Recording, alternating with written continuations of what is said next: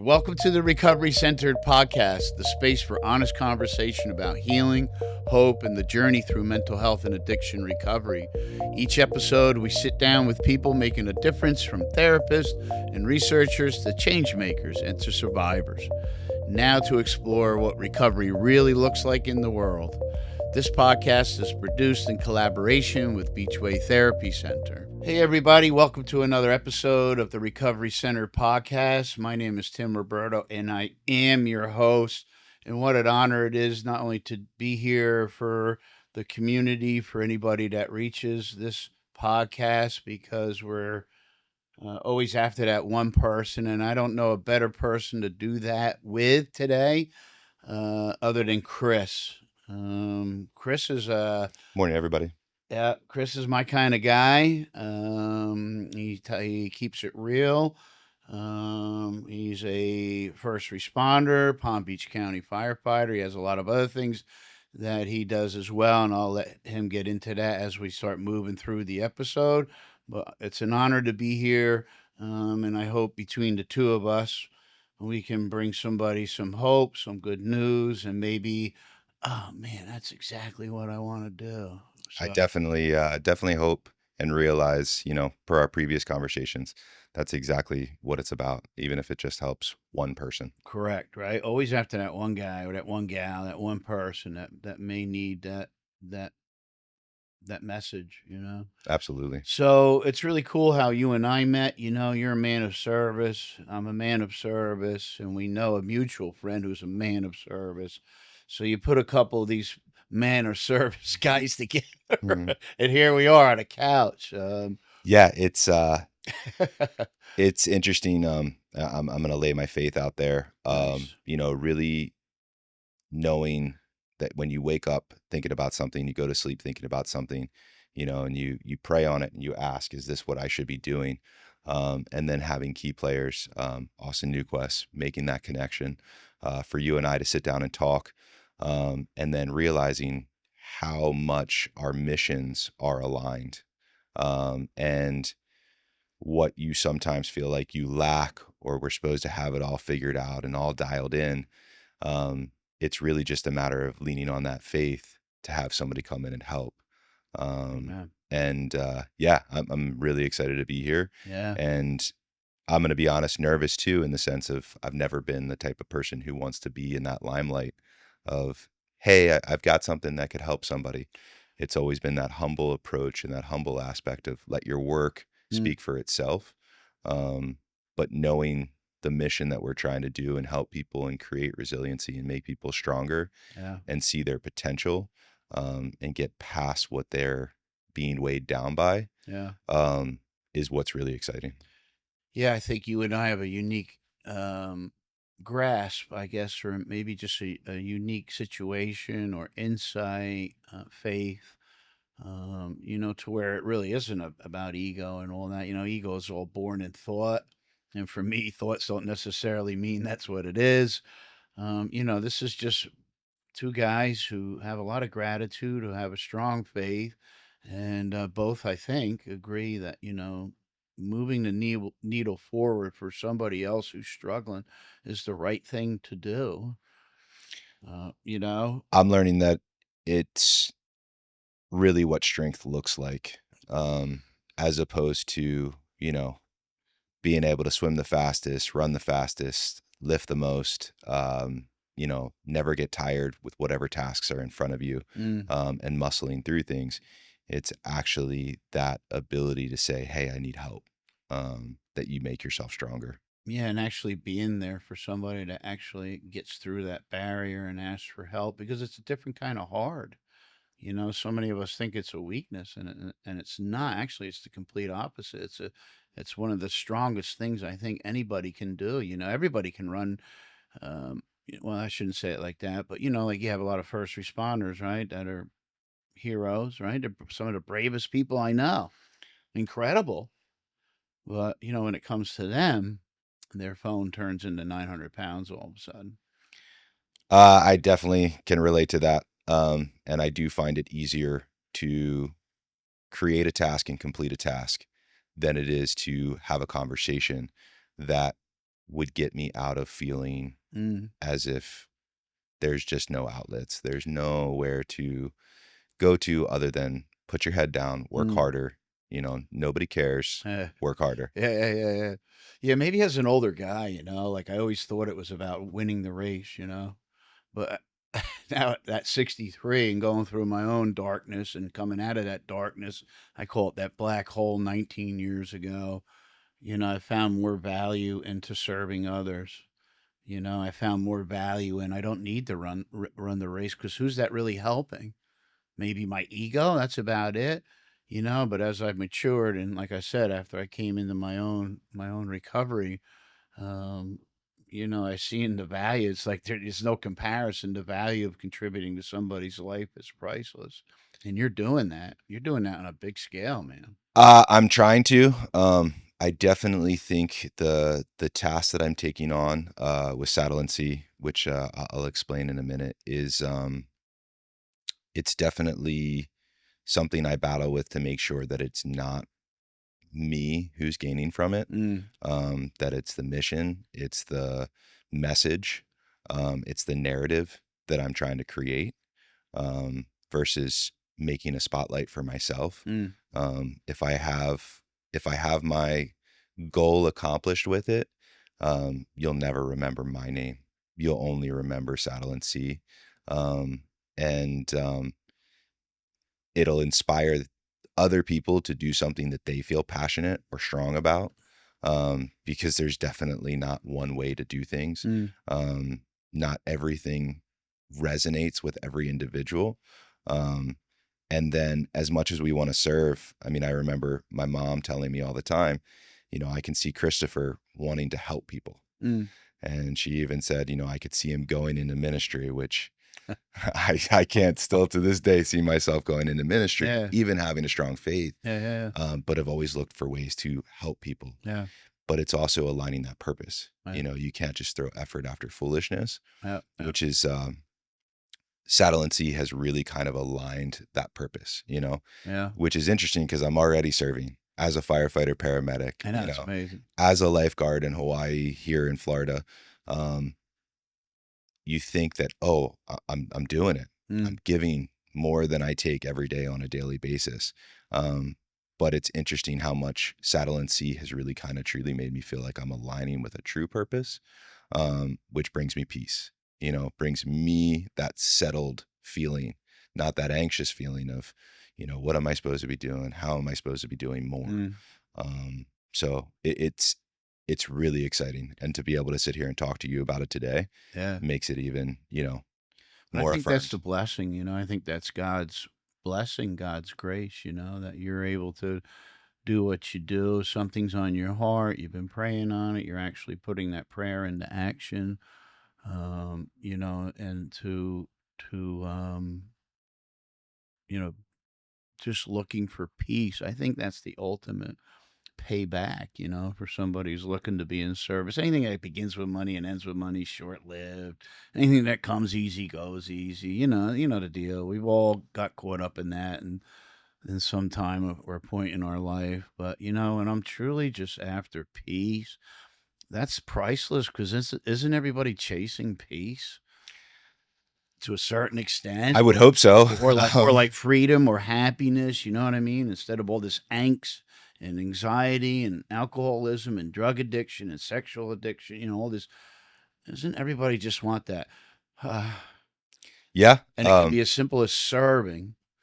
Um, I definitely would agree with that statement. And I'm hoping that that's kind of the catalyst that makes Saddle and Sea something, that has potential, because not every one of our guys, police, fire, dispatchers, Mm, ER nurses, and mm, doctors, you know, we rest our helmet or our hat on that last call, you know, yeah. bad or good. Yep. You rest it on that and you say, hey, I'm doing it. I'm Yep. I'm I'm doing my aspect or whatever I need to give. Mm, But you don't realize how much you, like you're saying, as far as feeling unsettled, yeah. and that maybe I do need help. They just say, "Well, I did good on that last call, so why do I need help? I'm doing fine." until you put yourself in that position where you actually do get a chance to feel it. Mm, And you can still be that individual. You can still have that shrink that you mm, had on that last call or that last visit or whatever it is. Um, but by helping somebody else, you kind of start to resonate with what you need inside of you.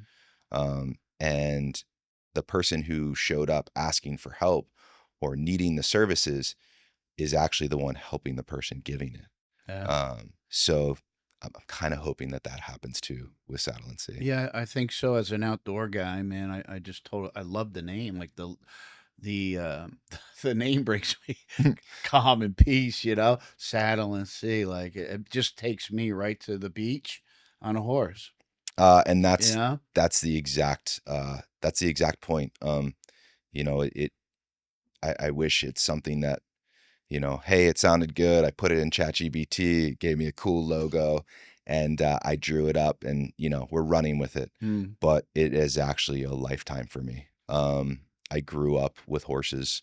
I grew up with a Mustang in Maryland, so I was very fortunate in that yeah, aspect. yeah. And then in high school, had to make a decision: am I going to be a waterman or am I going to be a horseman?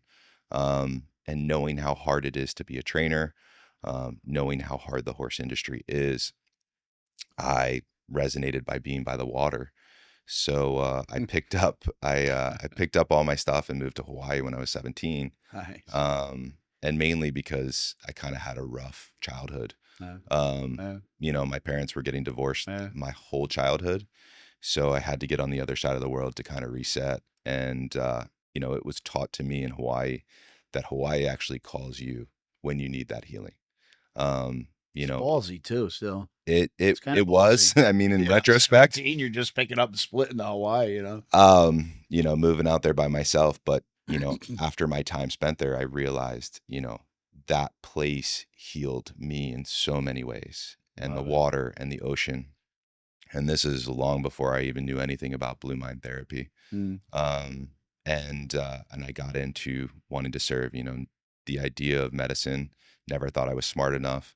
mm. Um, and then started working for the city and county of Honolulu as a lifeguard. Uh-huh. And the calls that I experienced out there, you know, most people here use it as a badge of honor on what they see. And they kind of look at lifeguards and they say, well, you're just a lifeguard.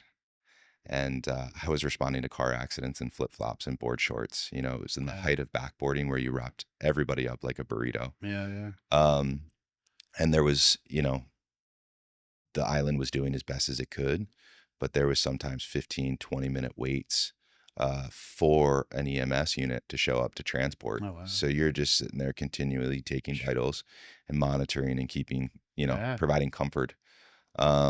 And it made me realize how much potential and strength that I had in me, even though I was feeling broken, Mm. needing to go there and heal, get away from my childhood. Um, it gave me so much purpose. But in that extreme, you could hold your ground. You could operate in it, Absolutely. right? And at the same time, I was That's a strength. becoming a waterman, Yeah. in the mecca of the surf world with the water world. I mean, I'm learning from, you know, some of the best people I think in the world, about the ocean, and being submerged in it on a daily basis and not even realizing what it was doing for me. Yeah. Um, but at the same time, creating an identity. Yeah. I met Yeah. my wife out there, No. and Mm. we decided to move back because her family, she grew up in Chicago. My family being in Maryland, we said, you know, we're going to spend all of our time flying back to the mainland. So let's just go back and start a family. We both agree on it. But when I Nice. came back, I lost my identity. You know, a lot what you hear from our guys when Oh they yeah. retire, Oh you yeah. know, Yep. either retire from the military, Yep. retire from law enforcement. And Yep. all of that has weighed on me because I've already got to experience it. And, you know, it's our ego, like we were talking about, that kind of gets in the way Yep. Yep. because um, But it feels something missing too. You know. it really It does. does. But when you truly focus on that healing, Mm. when you truly focus on not being a victim Yep. and realizing what your potential is, you know, you now get to see the blessings that are coming. Freedom with a capital F. Yeah. So, I mean, I wanted to be a jet ski operator in Hawaii. Uh, That was my goal. uh, Like those guys are amazing. yep. Yep. The things that they navigate, the things that they're capable of doing, their watermanship skills are absolutely incredible. So Uh, now to be one of the cadre for Palm Beach County uh, for doing the so jet ski cool. program and water rescue program and surface water is, Heck yeah. in my opinion, as much as I wanted it to be in Hawaii, it's cooler here. We started it. We're Yeah. doing something that's innovative, that's You got a really legacy benefiting. now, bro. That yeah, Yeah. that's and that's also because of Austin, and other Yeah. guys that stepped up Yeah. and that mentorship. Yeah. So when you take all of that and you think about where I came from, and how it kind of pieced together, that's what created that Saddle and Sea. Yeah. Growing I up love on it. a 14-acre farm, being able to be a kid and run wild. I mean, my wife always says to me, she's like, a lot of people tell stories about the crazy stuff they did as kids and they exaggerate it. You downplay it. And I say, why do you say that? I'm like, well, what kids run around with knives and machetes and jumping out of, trees on horses' backs Yeah. but to me, I had the best childhood in that sense. Yeah. Yeah. Um, Very adventurous, man. I had that ability to learn my strengths, Yeah. learn my Overcome, weaknesses. adapt, right?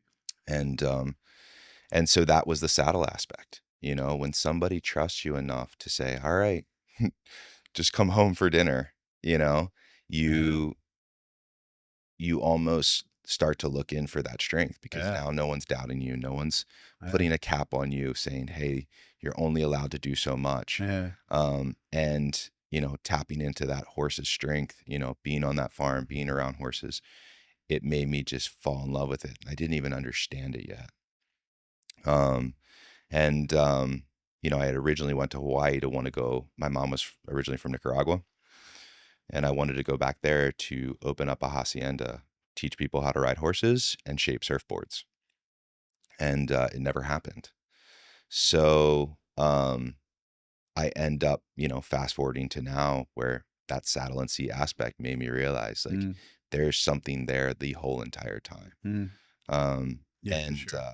you know, I also want to clarify saddle and sea is not something that is just purely for somebody who is at rock bottom. You know, Mm. I know it can help that person Mm. as much as the person who thinks that they're fine, Yeah. Yeah. that they've got everything under control. Life Yeah. is working out to them, because of the perspective it gives you. Mm. Um, the horse and what it is able to do, um, knowing their evolution, their Mm. nervous system, Yeah. their dynamic, and then the ocean and how humbling it can be. But when you learn to work with it, Mm. how amazing it can be. As Um, vast and powerful as it is, it can also be so inviting and welcoming, right? Very humble, the ocean. yeah, as soon as you're around it, your body automatically lowers everything. Your nervous Yeah, it's a system trip. begins to relax, your Yeah. heart rate lowers, and Right. it puts you into this state. Meditative is what it's described as. Mm. I've Mm. never been good at meditating, so Yeah, I'm a little squirrely. um, so for me, just being around it, Yeah. it allows you to just relax and feel comfortable enough to speak about what's in your Would you heart. take somebody through the saddle and sea process just as a weekend retreat, a mindfulness weekend, like a husband and wife? Hey, Chris, we're not first responders, we're not veterans, we're not in trauma, but we work hard. We haven't spent any time for ourselves lately for self care. We were thinking about you. We heard about you. We both love the outdoors. We love to see horses. We want to do a couples would you process a couple for mental wellness? So I am still in the process of building this right Okay, now. Where we okay. currently are at, is I have two equine coaches, one in Jupiter Farms and one in Luxahatchee that's helping me. Um, And then right now we're capable of doing unmounted. So typical equine therapy is always unmounted, Mm, largely due to the liability of things. mm, A horse is unpredictable. uh, It flats at a fly, and you're standing there. There's the potential of getting kicked. yeah, Um, so My goal is to build out a program. I would love to see a facility that is self-funded, that could present that opportunity, because when you show up and you're around that horse, or you have to go and do something in the ocean, and I'll give you two vulnerable stories of, my wife and I, and how it's directly helped that couple aspect of things. Mm. Um, Mm. we can argue all day. My wife is a strong-willed woman, Uh, and she's going to hold her ground. So you put yourself in the situation of where you need that communication, being around a horse or being in the ocean, and actually creating a task that you have to complete now makes you have that conversation mm. to where, hey, your opinion and my opinion may not really matter right now. Mm. And then you have that camaraderie of what you experience in the military or as a first responder, where you're leaning on that person to the left or right of you. And that's where creating that facility to where people could go riding, Mm. they could do an overnight, Mm. where now they've got to pack their supplies. They have Mm. to pack their supplies for them and the horse. Um, how are we going to cook our food? Where are we going to go to the bathroom? Mhm. Actually having foresight on all these decisions that we have to make, in my opinion, is very therapeutic. Oh gosh, yeah. It's that creating resiliency and realizing, like, my wife and I always joke, like, hey, we do it great on the American race. And I always think to myself, I'm like, if I listen, we'll do great. If I disagree, we're never getting through this.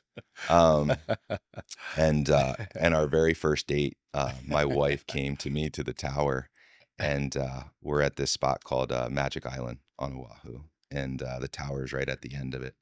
And there's these big break walls, and there's only one section you can go through that you can paddle, and then outside is this beautiful area to snorkel.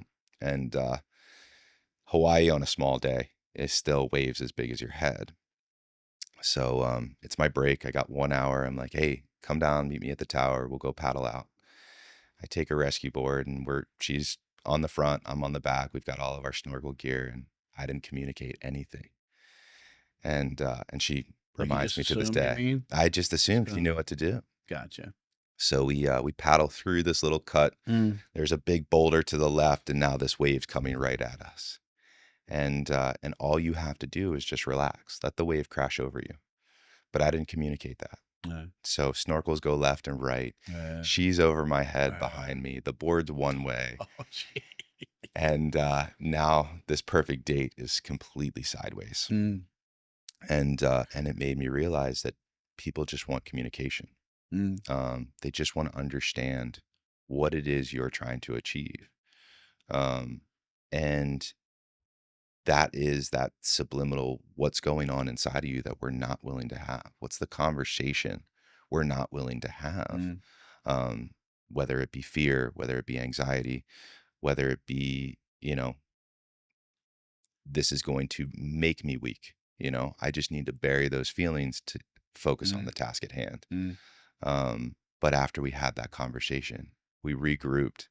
We actually spent the time looking for the snorkels, but we worked together as a team. Mm. And, that was one of the things that made me really realize, when you have those tasks, you come together and it makes Yeah. you stronger. Yeah, learned experience. And then that's the ocean side of it. The equine side of it is our daughters started riding horses. One stuck with it. One decided to focus on dance. And I'm proud of her for making that decision. Yeah, for sure. As an 8-year-old, Yeah. not a lot of kids. I want everything. Yeah, but I think that's commendable of you guys too, let your child experience their heart and their kind of lane, like Absolutely. So, my wife is deathly afraid of horses. Even though I was a farrier. They know that too, right? Oh, 100%. Okay. And they'll take advantage of it. They're going to use their size. They're going to use their facial and their mannerisms in order to make you realize it. Because the second you walk into the area of a horse, they're creating a herd. You're now in their space, and they want to know where you fit in that space. So they don't know if you're going to be there for a day. Mm. They don't know if you're going to be there for an hour or you're going to be there for the rest of the time. Mm. So they're already sizing you up on whether you're going to keep me safe or you're Yeah. going to be a liability. If you're a liability, I need to get away from you as quickly as possible, just like we do as first responders on an emergency scene. Is this going to be an asset or is it going to be a liability? If it's a liability, let's eliminate all of those liabilities That's to the split point. second timing, right? Exactly. Do they know in their own way, that they're bigger and they're stronger? Like, do they know that right out of the gate? Like, okay, this is just a human. I'm used to them. Like, they're no big deal. I got 2,500 pounds or. I think that'd be a hard statement to make. Okay. In the sense of there's so many different breeds, and even the breeds in themselves have personalities. Gotcha. Like some have common characteristics and some other breeds have characteristics. To an extent, and then within that they can have different personalities. I mean, you can have, a horse that is of any breed, but they know their job and they're high performing Olympic level horses that they know I'm the cream of the crop. I don't know if you know this, but I get my hay to this temperature, at this time I go for my walk. Like, they know who they are and based on their job. And I mention it because there's a clear, concise communication with that animal that makes them feel that confident. What is the best approach? The best approach. So, it's kind of all over the place and it's hard to understand. So each encounter's different and you have to learn, or like you growing up, how to adjust in that encounter. So tying in everything that I've happened or experienced throughout my life, moving to Hawaii as a white guy, and the terminology howley is interesting, but people always ask, how was it? And I always say, as long as you're willing to give more than you're trying to receive, it's an amazing place. It's a very opening and welcoming place. And the term howley is no breath, right? There's no life. And the interesting aspect about horses is that the greatest experience you could have with a horse is when they put their nose to your nose and they share that oxygen between you. Oh, wow. So tying in where I came from and what I had to learn, it was like I wasn't ready to be a horseman. You needed to learn more about what that horse wanted. So to share that space, and then it's kindness and respect. One of the things that we do have the opportunity to do is to see that herd dynamic. So to watch a few horses or even a bunch of horses and how a mother will completely kick its own child out if the child is being rude or disrespectful. So for us, the experience is yes, you may be this quintessential person in your life. You may have it all figured out and all dialed in, but when you get next to this horse, right? Or you try to take a girl for a paddle, you may need to slow it down, step back and have a conversation and let them know where you stand, what your intentions are. And sometimes you don't know what your intentions are. You don't know what your needs are. And that's where, correct me if I'm wrong, you look for ways to numb yourself, like you mentioned, alcohol, drugs, sexual abuse, like all of that stuff. You're looking to not have that conversation. Yeah. Get out of yourself. Anything to get out of yourself. So uncomfortable. And you can't do that with a horse and you can't do it with the ocean, a calm, flat day, intercoastal, an inlet waterway, you can limit yourself. But if you truly start to push yourself, then you begin to realize what your potential is, and what your path is. And I think when you have a group of people that I feel very confident, very whole, the things that get accomplished and that level of peace, your nervous system knows it just like a horse. Yeah. And then it just takes it to a whole nother level. I did want to back up though, when you were talking about it was just a lifeguard in Hawaii. I'm like, I totally disagree with those people because my first thought was Hawaii's got big waves. Um, Like, and to challenge them and to take people out of the awful situations because of those big waves, and then you had a personal story where a wave took you guys out of your like, it was funny. I'm thinking, "No, no, no, no, man. I must no, that's probably a really hard job in Hawaii. Holy cow." so I was hired during the height of the recession. I got my job in 2009. Mm, Um, and I learned how to swim with my head under the water 2 weeks before. My buddy who grew up at Sunset, this guy Chris Love, I'm like, you got to help me out, man. I really want to. I want to do this. I made the decision. I was teaching professional surf instruction on the North Shore at the time at this resort called Turtle Bay. Um, and I'm just like, I can't see myself as a 40-year-old surf instructor, you know. mm, I want something to hang what I call my helmet on today. yeah, You yeah, know, being a fireman, yeah, your helmet tells your story. yeah, for sure. Um, and I wanted something to hang my helmet on. And everybody said, run the beach. You know, you're a good waterman. I didn't believe it. You know, I'm still that kid who grew up on a Yeah, farm in Maryland. yeah, yeah, Um, and you know, I'm completely okay saying it. I was the worst of my class. You know, I yeah, was not the guy picked for the kickball team. yeah, You know, yeah, if we're gonna go have a surf competition, I was not the first to get picked. yeah, yeah, Um, I get that. so humbling the situation in the sense of, you know, I was just a lifeguard in Hawaii is saying, you know, to me, you still had so much to do. You Mm, know what I mean? And it's interesting you pick up on that because it is hard. mm, Um, heck they yeah, pour their lives into it.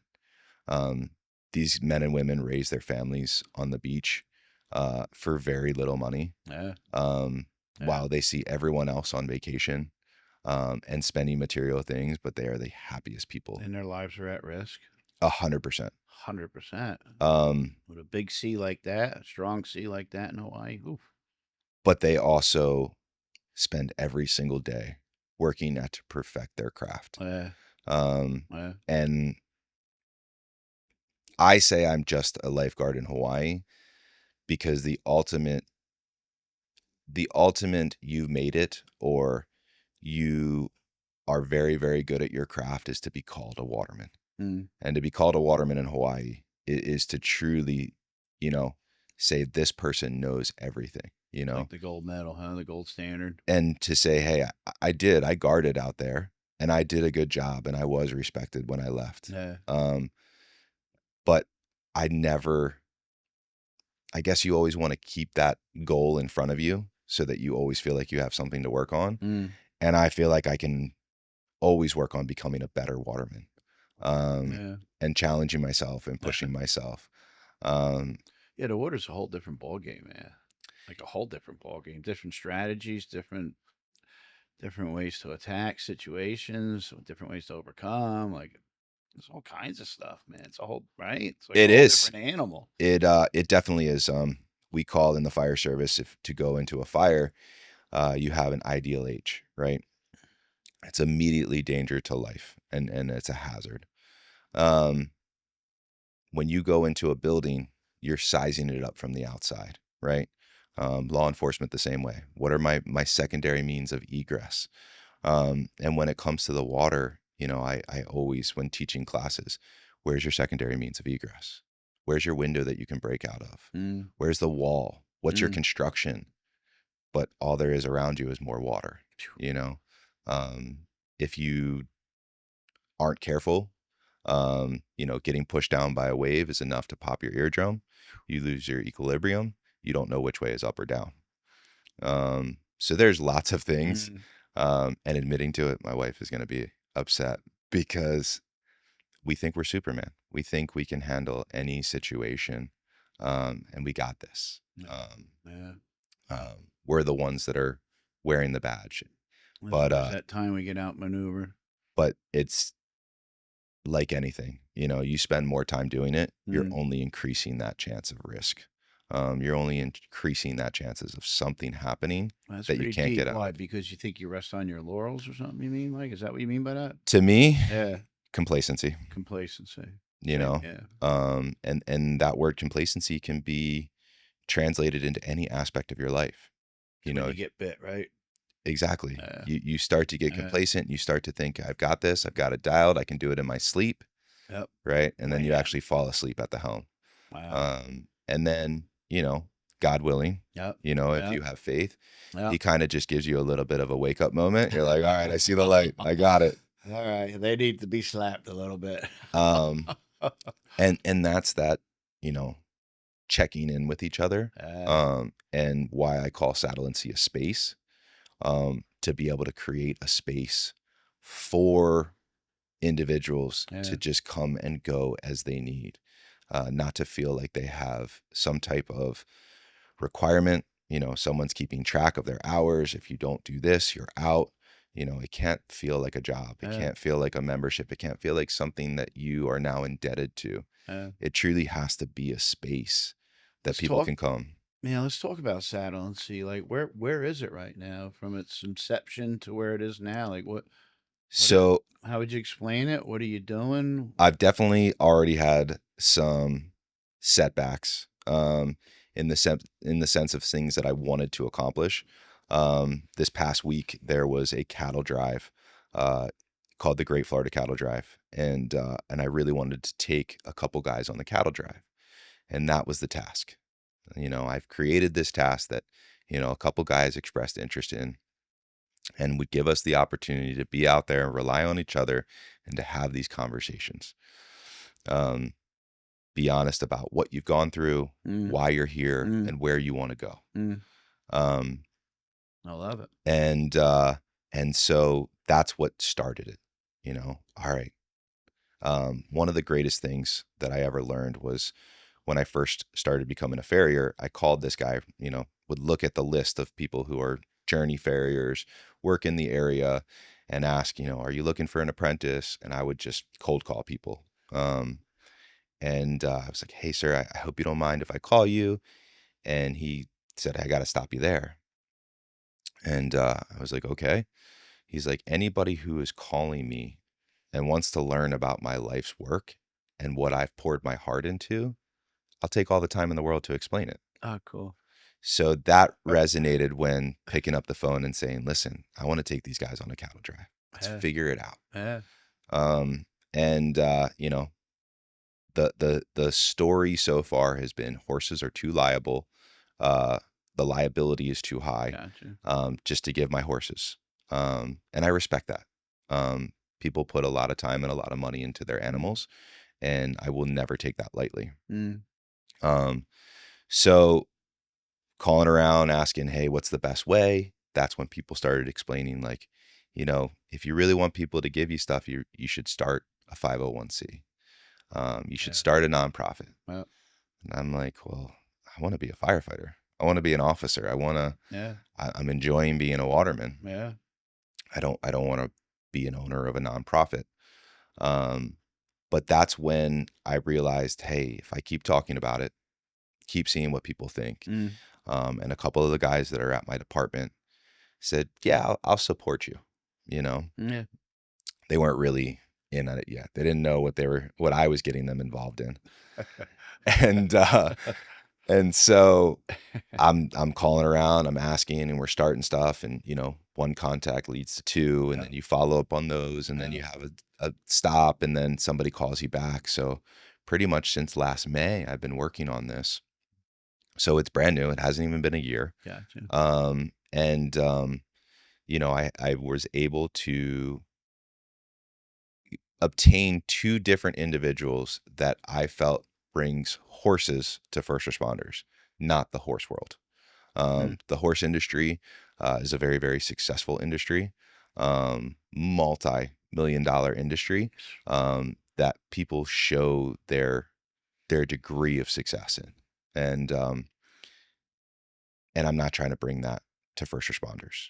I'm just trying to bring the purity of a horse, that mirror that everyone discusses when you talk about equine therapy. Yeah. For sure. And one of them, I got as a contact, and she works at a current equine therapy, which is right now, and there's several across the country, which I'll mention. is primarily for disabled children. You also have some for battered women Yeah. and abused women. Yeah. But being the alphas that we are Yeah. in the first responder world, we help those people on a daily basis. Bringing you to that level of vulnerability that these people already are is kind of a hard ask. And I recognize that. Yeah. So one of the women works out of Jupiter Farms and is helping me. And then the other was a guy I worked at with West Palm.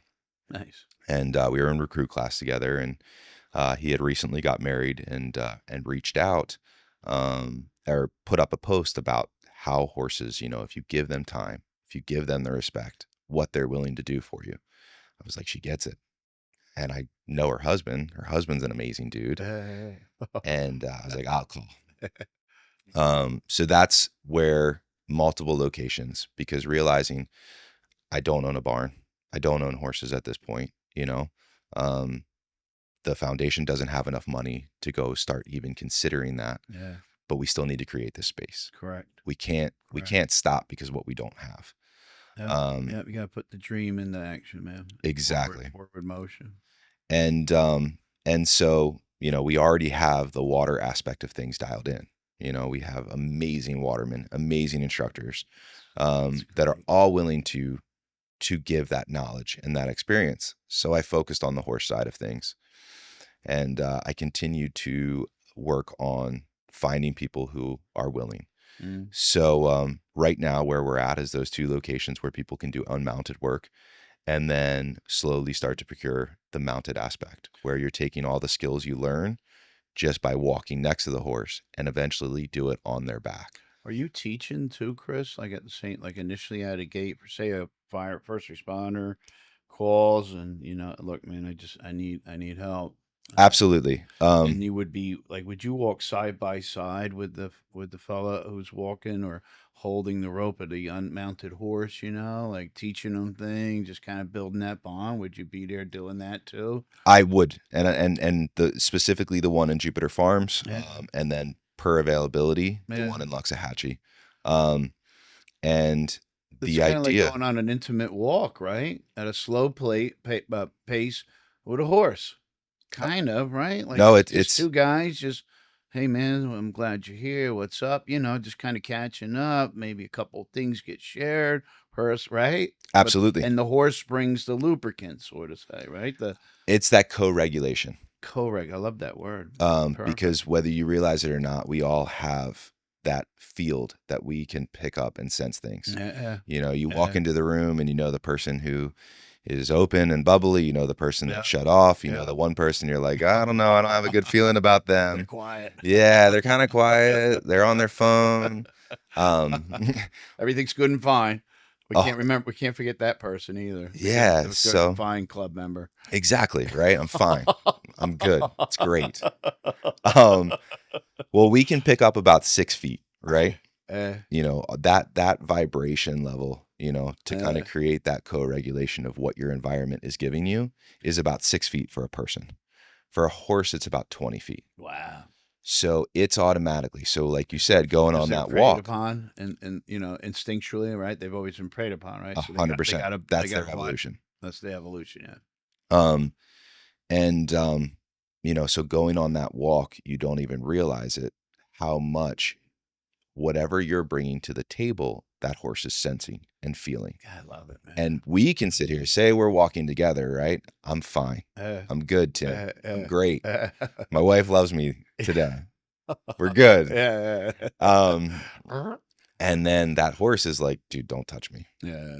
Don't get near me. And yes, pretty quick through body language, movement. 100%.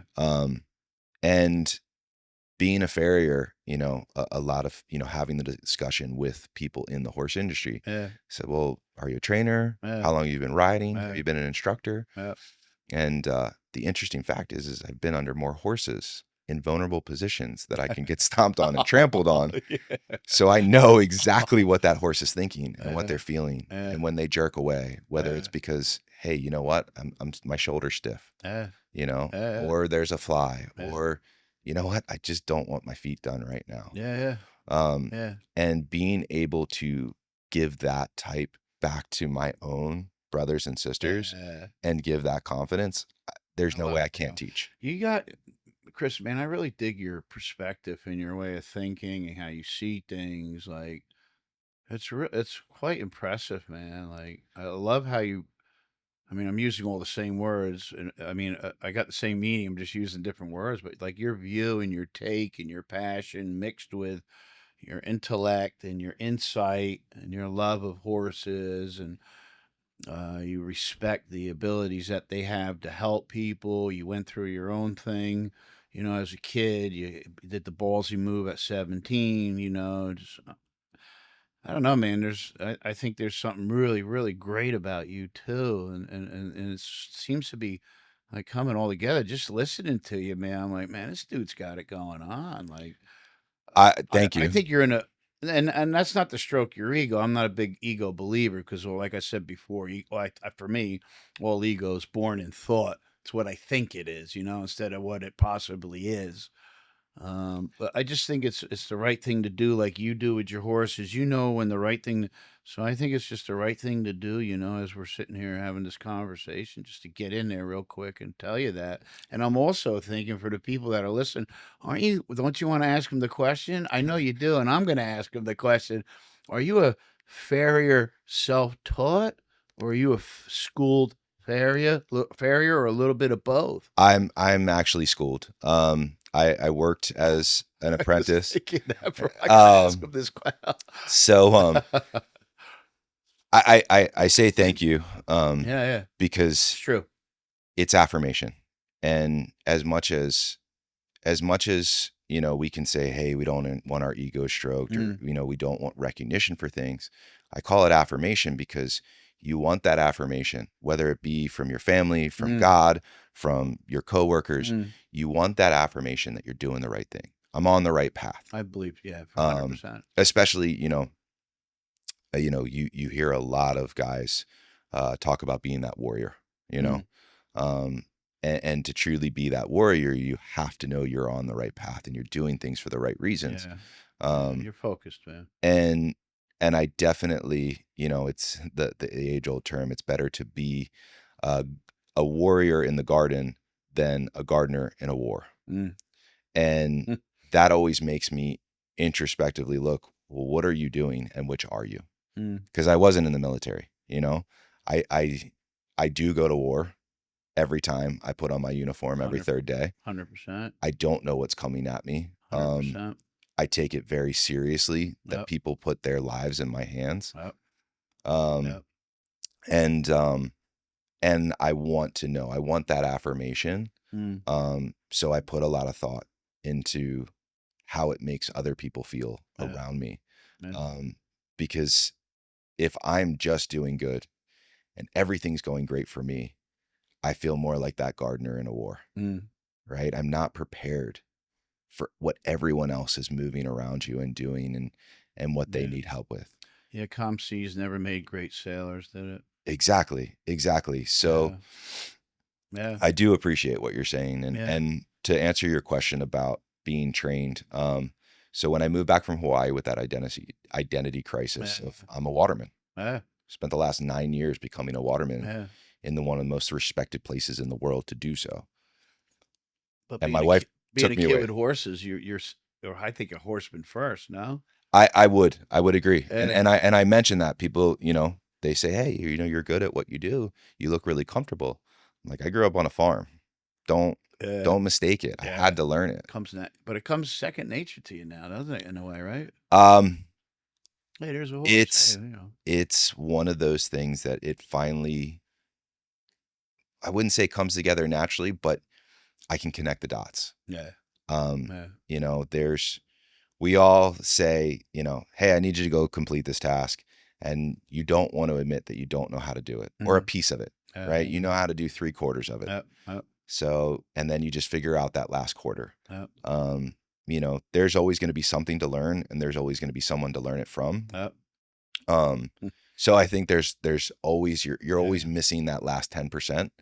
But I think I've got about 90 when it comes to the water, That's or I know what awesome. I don't know Yeah, yeah, yeah. instantly. Yeah, you'll never know it all. I don't know that. You know, how Yeah. do you approach it? What do you use? I kind of interrupted you. You were going to say something about your wife, and you started smiling at the same time. You're like, "My wife, can you get back there?" But I I'm trying to think. interrupted you. So, my wife is my biggest supporter, Mm, and my biggest fan, awesome. and it's not just someone who's always in your corner cheering you on. Uh, It's truly that friend that will call you out, I and check you, and check you at the door, love it. which has contributed to so much of me learning this process. To your growth, right? Yeah. Uh, Um, yeah, but isn't that what a healthy or good marriage is supposed to do? Aren't we supposed to empower our spouse, like make them the best version of themselves? I am definitely learning. Yeah, I would say I fell in love for the wrong reasons, yeah, yeah, yeah, um, but I've come to realize how much, God had my back and had my intentions on what I needed and who I needed to be with. yeah, Um, and it's been an absolutely amazing ride. yeah, yeah, Um, yeah. Yeah, I but met I her at the dinner. What a lovely woman she was. You Thank could you. feel it.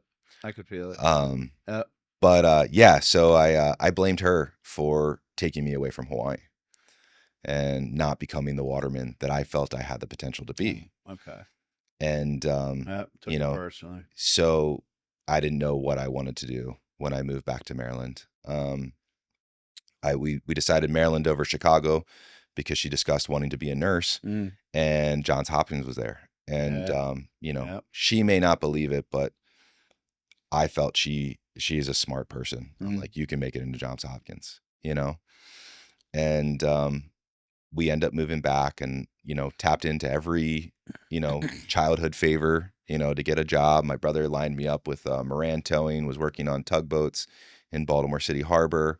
Nothing was connecting, mm. and I found this job as a groom, and basically you shovel manure. It's $10 an hour, and it was at an all-girls school, high school, private, school in Maryland, not too far from the farm that I grew up at. And I felt at an all-time low. I'm just like, I went to college, I got a Yep, degree, I yep, became this amazing waterman, yep. and now I am on this all-girls farm, completely feeling uncomfortable. Um, Shovel and poo. Shoveling manure. Manure. So So the farrier started coming in and doing the horse's feet, and Yeah. I would stop what I'm doing and have conversations, and then the conversations got longer and longer, and said, if I wanted to start, what can I do? How do I do what you do? Like, how much money do you make? Like, Mm. how hard is it? Do I have to go to school? How long is school? And then another farrier came in, and I started talking to him, and I'd help the one at the school. I'd get all the stalls done so that I could go and shoe with him and work with him and grab Nice. him a tool. And I take it he took you under Absolutely. his wing. Gave me a bunch of stuff, Oh wow. Awesome. honestly, thousands of dollars worth of tools. Oh wow. And Wow. that's where you look for that affirmation, Yeah. and you say, all right, this is what I'm supposed to be Yeah, he doing. believed in you, man. He's seen something in you, yeah. So, and then I was working for another guy, and I, kudos to the guys in Maryland that are farriers. They have a Yeah. very tight knit group, Yeah. and they truly want to create mentorship. They want to help people. Love that. They have their own association. Wow. If one guy gets hurt, the other guys go and pick up their horses, Wow. knock them all out for him, and they stack the checks on the guy's desk that's hurt. Man. Um, That's and camaraderie, brotherhood right there, man. and I was like, Uh, this gets back to being a lifeguard. This is that brotherhood. there you go. Yeah. And so everybody, there was a couple different schools, Yeah. one in Virginia. There's a bunch of schools out west. Kentucky is a huge horse area in the Yeah. country. Yeah. But everybody kept saying, you should go to Cornell. And I'm like, this is being honest on my level of intelligence or my desire to get outside of the things that I want. Yeah. Um, I'm like, yeah, they're like, Cornell's an Ivy League school. I was like, is it? That's what I already said in my head. Yeah, I'm like, They got um, farriers at farrier school at Cornell. and it's actually the Johns Hopkins of veterinary medicine, Okay. especially large animal. Uh, So I didn't even know this. I'm like, all right, everyone's telling me to go to Cornell. I'll go there. And the lead instructor was this gentleman named Steve Kraus, and very very knowledgeable person, very enthusiastic. But I didn't just get to learn how to shoe horses. I didn't just learn the anatomy. I got to go into surgery bays uh, and pull shoes and talk about the surgeries that uh, these animals were going to get. uh, Realize these top amazing athletes and how much people put into the horse industry yeah, and how much of a science there is. And like I said, I didn't want anything to do with medicine. And then being a lifeguard, it made me realize, hey, I may have a knack for this. I don't mind the blood and the guts. I yeah, don't mind yeah, people in distress. yeah. And then getting to realize, hey, I could actually be a smart, intelligent individual. Oh yeah. So once again, that self-loathing, that lack of belief you have in Yeah. yourself. Yeah. Yeah. And Yeah. getting to go to Cornell was just this amazing It's experience. incredible. Another guy took me under his wing up there. And he's a horseshoer out in Oregon now. Would hang out with him all the time. And I think he was just being nice to me. Hey, I need you to tack a shoe back on. I can't make it over there today. Mm-mm. And just got a bunch of work. And then that's when towards the end of that program, my wife and I had made the decision to move down to Florida. She said, "Hey, listen, I got a job down there, doing nursing informatics and electronical medical Mm. records." And I was like, "Listen, I got a couple more weeks up here. Just take off and I'll clean up everything, and then Yeah. I'll go try to get a job in Wellington. It's the horse capital of the world. I'm leaving Cornell." Um, so came down here and worked for a couple winters, and then I was telling you the story about Yeah. getting hurt, getting Yeah. injured, and Yeah. still having that desire to serve, Yeah. and knowing that you can get your certifications here in Florida Yeah. and then apply. I knew I still wanted to be a firefighter. I still wanted Yeah. to serve people, Yeah. and I love it. I There's always a running joke that you get into, like, hey, why did you want to be a firefighter? Why did you want to be a cop? Well, I want to help people. And they're like, okay, Yeah. just be honest. Yeah. We're Yeah. It's the safe circle here. It's the money and it's the time off. We get Yeah. it. Yeah. No, when you do a good job and people recognize it, they're, in my opinion, no better high. Yeah. It's No, good. no That's good. better reward. That's good stuff. Um, Hey, so we're about to wrap things up. We gotta wrap it up here. So, in a minute or so, what would you want to say to somebody? And after you say that, how would you want them to get in touch with you? um, Or how can they get in touch with you? So we have a website. We have social media, Instagram and Facebook. I'm more of an Instagram person, so Yeah. we definitely push a little bit more on there. Don't beat it up. I'm Yeah. not a I'm not a marketing person, but doing the best I can. I would say if you know anybody that could utilize anything that we discussed today, send them. If you want to help, reach out, send me a message. Let's have a conversation. Let's talk, and let's truly build this space in South Yeah. Florida, and see where it can go. It is an organic process that is for Yeah. first responders by first responders. Yeah. It it's a way to control our own narrative. Yeah. And my driving goal is, I don't know where this is going to be in 10 years, Yeah. but I know where it's going to be if I don't do anything. You Just know, listen to your heart, and it will take you, and God will take you exactly where it needs to go, because outside of these walls in this studio, there's a huge need for it. Palm Beach County has one of the highest suicide rates out of any other county in Florida for death by suicide. For first responders nationally, we lose more first responders to death by suicide than we do in the line of duty. and that's the narrative we've got to control. And we have an incredible human being here. And not only has he dedicated his life to service, he knows what it's like to be in that hole. And all our first responder followers, reach out to him, ask him how you might be able to contribute. If there's any clinicians out there that are culturally competent, with first responders, maybe you could give Chris a couple of hours of your time, or maybe some interns that are that are just about wrapping up their master's degrees or have wrapped up their master's degrees and they need some intern hours. 100%. Reach out to Chris before you get your license, or who knows. All I know is what happens when people like Chris show up. Anything is possible. Your Instagram, how did they get that? What is your Instagram? So it's Saddle NC Foundation, and there's underscore between saddle and then C and then foundation. But if you go to saddleandcfoundation.org, it'll give you a direct link to the website, to Instagram, to our team, and give you everything that we're working on right now. All you marvelous thinkers out there, come on, let's rally for Chris. Let's rally for our first responders. Let's rally for people who are struggling in silence. Together we can move this needle a little bit before somebody else, unfortunately, may, join that statistic. That's not very nice. It's too high, and we can do better, and we need to do better. I'm Tim Roberto. You can get me. I'm like Chris, I'm on social media. Just put in my name. I'll pop up. If you don't want to do that, you don't like social media, I'm tim.r@beachway.com.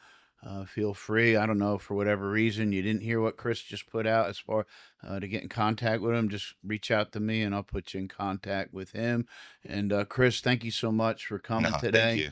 Thank you for your service. Thank you for your intuition, your insight, and that your willingness to want to do better, man. I love guys like you. You're a innovator, and you're a game changer, and you're actually doing something. And Well, my goal is to live up to those words for sure. I got a lot of respect for you, and I have a lot of respect for you too. I hope between Chris and I, we were able to bring you something that might have attracted you to do something that you've been struggling with, or to reach out. If I only knew about Chris back in the day and how cool that would be with a guy like him and a horse, and just to connect with somebody, it would have been fantastic. Until then, until next time, we wish you peace and love. Take care, everybody.